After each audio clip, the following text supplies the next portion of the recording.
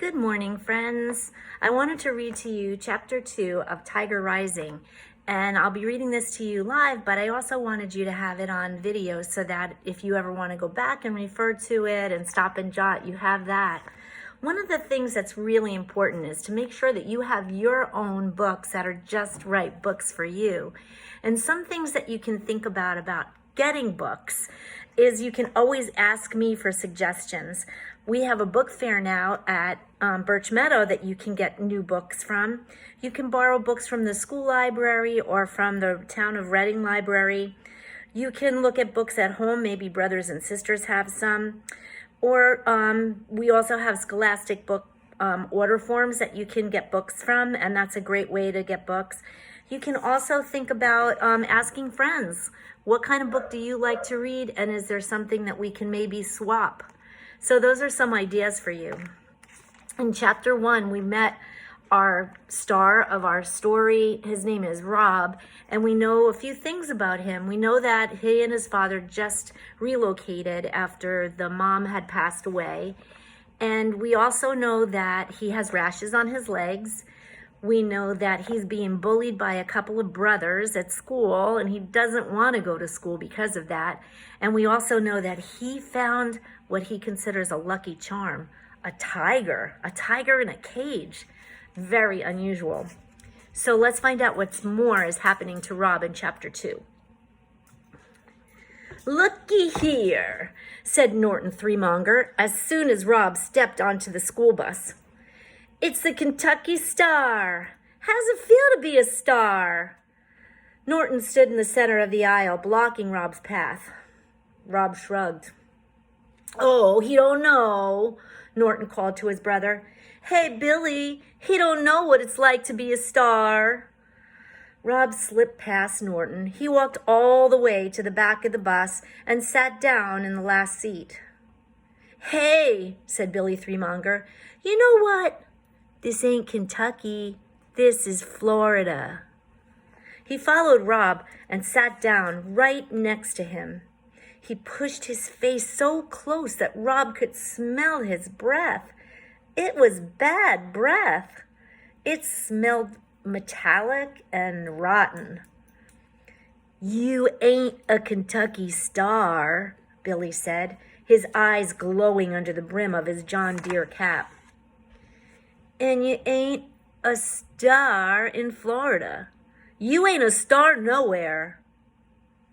"Okay," said Rob. Billy shoved him hard, and then Norton came swaggering back and leaned over Billy and grabbed hold of Rob's hair with one hand and with the other hand ground his knuckle into Rob's scalp. Rob sat there and took it. If he fought back, it lasted longer. If he didn't fight back, sometimes they got bored and they left him alone. They were the only 3 kids on the bus until it got into town, and Mr. Nelson, the driver, pretended like he didn't know what was going on. He drove staring straight ahead, whistling songs that didn't have any melody.